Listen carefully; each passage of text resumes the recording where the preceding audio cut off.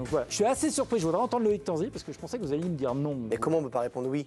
Ouais, c'est ma question. Comment on peut pas Bon, bah alors attendez, vous posez la question. On peut pas poser la question alors. Alors attendez, Je pas le débat. Je vois pas comment on peut répondre oui à la question. bah, demandez à Vikash. C'est pas des débuts ratés. Non mais c'est quand même une question, on peut dire oui ou non. Donc, Exactement. Oui, mais- donc on peut dire non. Explique-moi pourquoi alors. Mais je vais bah, je sais pas. Alors il a mis des buts, il a marqué contre l'Atalanta, Coupe du Roi.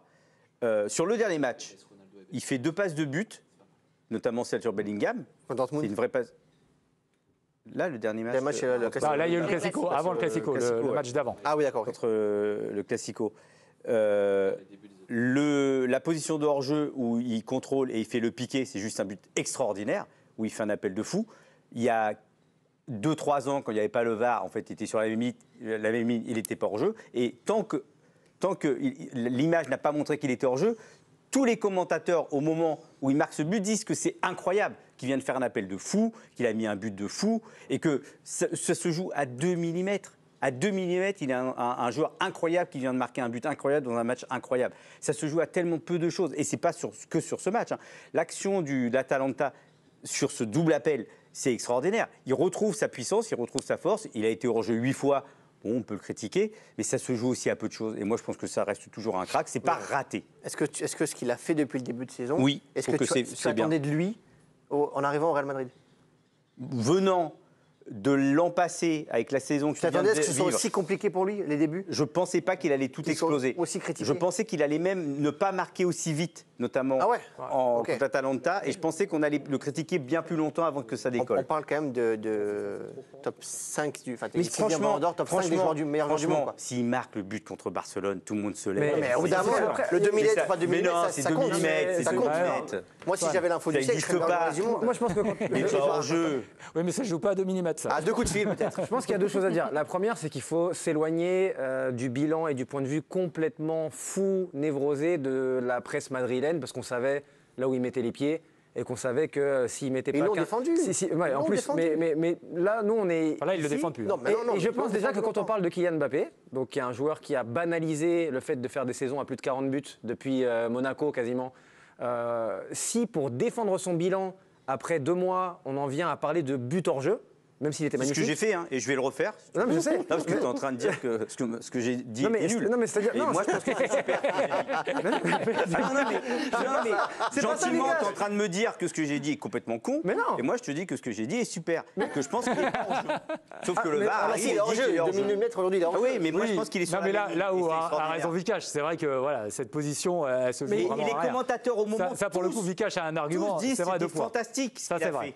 Tous, mais malheureusement, au final, Unanimement. ça n'a pas été retenu, Vikash. Ce qui a été retenu, c'est ces il faudrait 8 positions regarder de hors-jeu. Au-delà de ça, je pense que du coup, il y a le contexte madrilène que Vikash évoquait. C'est un changement de contexte pour lui, qu'il faut s'adapter. Il y a des joueurs qui se sont crachés complètement. Je pense à Eden Hazard dans ce contexte-là.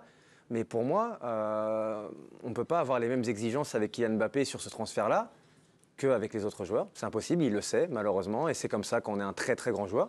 Et pour moi, depuis le début de la saison, mais quand tu regardes les matchs, je crois que j'avais commenté Real Celta Vigo Real, il est à côté de ses pompes quasiment tout le temps. Je pense que lui-même dirait oui à la question. Si on lui pose la question, lui-même dirait oui, j'ai raté mes débuts. j'ai raté mes débuts. Jérémy. Il faut que je fasse mieux. On a comparé justement avec d'autres joueurs arrivés au Real Madrid comme buteurs avec énormément d'attentes autour d'eux. On a comparé avec Cristiano Ronaldo, Karim Benzema et Ronaldo. Combien de buts et de passes décisives après 14 matchs? Donc au même stade, Ronaldo, Cristiano, le Portugais, il fait mieux, 13 buts. Par contre, Mbappé fait beaucoup mieux que Karim Benzema et que Ronaldo. Ça peut vous aider à vous départager sur les attentes. Benzema et Ronaldo, c'était pas incroyable quand ils sont arrivés. Benzema, c'était pas la même joueur. Il a plus grandi après, mais pour Ronaldo le Brésilien, seulement 6 buts. Oui, mais bon, on est là pour faire du show, Olivier. On fait notre truc. Moi, j'ai mis juste un peu parce que j'ai regardé pratiquement tous les matchs du Real et je trouve qu'en début de saison, il a essayé. Il a mis de la bonne volonté. Il a, dans ses déplacements, dans la façon dont il demandait le ballon, dans ses buts quand même marqués. Pour moi, c'est pas un but extraordinaire, le but. Non, mais il est beau. Mais c'est un but que, pour moi, un joueur comme Mbappé est capable de marquer à chaque fois. Il a eu d'autres occasions. Par contre, il a raté des trucs assez simples et ce qui est un petit peu délicat pour lui. Moi, ce qui me gêne surtout, c'est que je trouve que ce gamin-là, il est perdu. Moi, je trouve qu'il y a un problème chez lui, que ce soit physique, mental et même tactique. Je trouve qu'il n'arrive pas à trouver sa position dans l'équipe. D'ailleurs, on voit bien qu'Ancelotti, il est bien embêté puisque lui aussi a changé, puisqu'ils sont passés en 4-4-2. Et même avec Vinicius devant, bon, sur ce match contre le Barça, ça n'a pas été quand même quelque chose de très positif. Donc je trouve que ce gamin-là, moi je le défends parce que je le trouve tout simplement perdu. Et puis son jeu, il faut impérativement qu'il évolue. Je trouve, malgré ce que tu as dit, je trouve qu'il va moins vite. Je trouve qu'il utilise moins sa vitesse. Et surtout, tu vois, ce qui est vraiment, ce qui me conforte dans ce que je dis, c'est que 8 fois hors jeu, parce que si tu es 8 fois hors jeu en tant qu'attaquant comme lui, avec la vitesse qu'il a, c'est qu'il y a un problème. Parce que de toute façon, un Mbappé en pleine bourre, il peut partir 2 mètres derrière les autres. Ouais. Olivier, il n'y aura pas de souci. Dans les hors-jeux, juste, je rappelle, il y a une autre stat qui est sortie en Espagne. Il a été 17 fois hors-jeu depuis le début de la saison. Oui. C'est le joueur le plus hors-jeu dans les grands championnats. J'entends bien. Et c'est pour ça, c'est pour ça que parce que moi, il n'y a pas que ce match, quoi. Je trouve que physiquement, il y a un décalage et qui est important. Pour vous, c'est plus physique? Non, c'est physique moral, mental et même tactique, parce qu'il faut s'habituer avec les gaillards qu'il a. C'est plus la même chose aussi.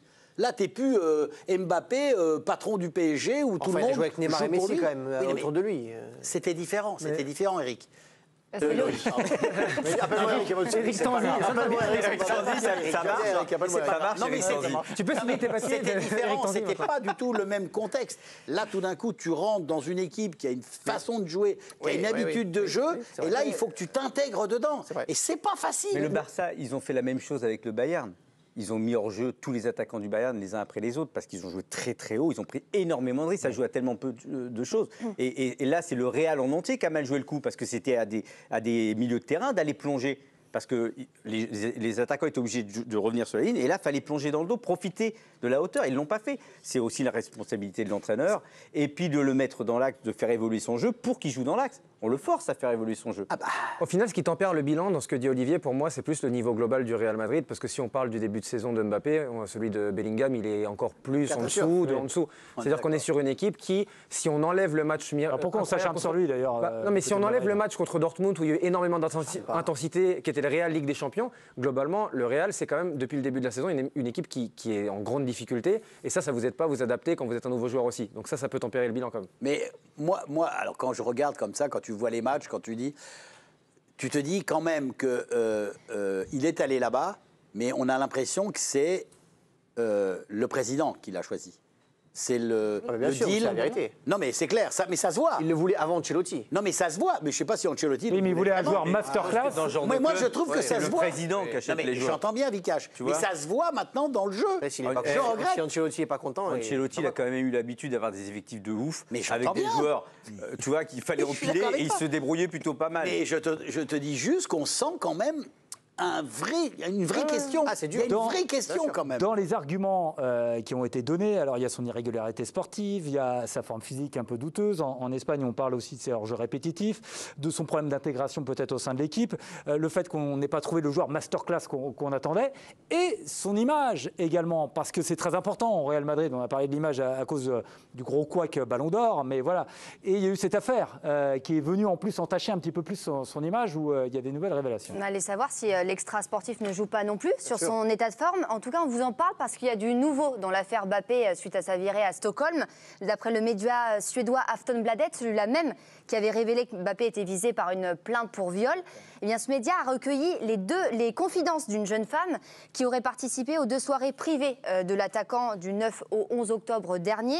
Elle témoigne de manière anonyme sur ces after-parties, comme on les appelle, organisées à l'hôtel de l'International français. Alors pour bien comprendre, il y a une première partie de soirée organisée dans la célèbre boîte de nuit, située dans le centre-ville où une vingtaine de filles ont été conviées par l'établissement. D'ailleurs, une soirée qui s'est déroulée de manière plutôt normale, comme elle l'explique. C'était vraiment une fête normale, il ne se passe rien de spécial. Tout le monde se promène, se mélange et parle. Les serveuses apportent des boissons comme de la vodka, du Red Bull ou des shots de tequila. Certains se lèvent et dansent, d'autres parlent, vraiment comme une fête normale. Les 2 soirées se sont ensuite prolongées dans la suite occupée par Mbappé au bain 5 hôtels. Comité plus restreint cette fois-ci. On parle d'une dizaine de filles qui est conviée. Elle décrit la disposition de la suite et elle décrit surtout Mbappé comme quelqu'un d'agréable. Je ne connais pas Kylian, mais l'image que j'ai eue de lui, c'est qu'il était toujours très calme, humble et bien élevé. Son équipe le surveillait en permanence, c'est mon point de vue. Il s'agit de fausses accusations. Et s'il s'agit, de fausses accusations, je suis vraiment désolée pour lui. Mais encore une fois, si quelque chose s'est réellement produit, c'est terrible. Donc on a un témoignage plutôt en faveur de l'attaquant, même si cette jeune femme reste prudente malgré tout. Ça peut avoir un impact. Je suis désolé, mais aujourd'hui, dans l'affaire, qu'est-ce que ça apporte? Qu'est-ce que cet article-là vient apporter dans l'affaire? Est-ce qu'on sait, est-ce qu'aujourd'hui, le seul truc qu'on peut écrire ou dire aujourd'hui, c'est est-ce qu'il a fait quelque chose de répréhensible ou est-ce qu'il ne l'a pas fait? Point. Tout ça, c'est des trucs qui arrivent tous les week-ends chez les footballeurs, chez les jeunes en général, et c'est des choses normales pour quelqu'un qui a 25 ans. Il n'y a rien de répréhensible là-dedans. Non, mais ça fait vendre du papier. C'est d'ailleurs ce que dit la jeune femme. Elle aurait pu finir par, s'il lui est arrivé quelque chose à la fille, je suis désolé pour elle, plutôt que d'être désolé pour lui. Non, elle a dit les deux. Elle dit les deux. Mais en revanche, entendu les deux. C'est terrible. Elle dit c'est terrible. Si vraiment il s'est passé quelque chose, c'est terrible. Mais Vikash, ça, on peut imaginer que ça l'impacte quand même, non, psychologiquement. Il a marqué le match d'après. Il a mis un but de ouf. Oui, d'accord. Mais je veux dire, 3 jours plus tard, lui mettait une lucarne, il fait gagner son équipe. Donc non. Oui, je pense que ça l'impacte et ça ne doit pas être très reluisant d'avoir une sorte d'être attaqué comme ça. Voilà, il va devoir se défendre. Ça va ternir un peu son image, mais on remarque que les hommes puissants s'en remettent et puis on passe à autre chose quoi qu'il arrive, même quand ils sont coupables. Donc je ne sais pas ce qui va lui arriver. J'espère que mentalement, il n'est pas bien. On saura. Mais pas depuis maintenant. Il n'est pas bien depuis. Mais il y a peut-être aussi toutes les affaires avec le PSG. Hein. Ah oui, ça aussi. Ça doit lui mettre. Il y a peut-être un petit harcèlement moral qui fait qu'il a du mal. Il estime qu'il a été harcelé moralement. Bien sûr. Donc il faut le défendre. Pardon. On regarde le calendrier, Kylian Mbappé, justement de manière verticale. Regardons ce calendrier, s'il vous plaît. De haut en bas, ce calendrier, regardez, c'est de gauche à droite. Avec 8 dates. En fait, si on regarde jusqu'à la fin d'année civile, il y aura 2 gros matchs, surtout dans lesquels il peut s'illustrer. Ça va être contre le Milan en Ligue des Champions à domicile le 5 novembre, dans quelques jours. Et puis, il y aura ce match face à Liverpool, donc à l'extérieur à Anfield, le 27 novembre. Ce sont les 2 seules grosses occasions où il va pouvoir un peu inverser cette tendance si on parle de début raté. Valence, ils ne le joueront pas, je pense. Allez, Valence, on en parlera. on clôt le chapitre.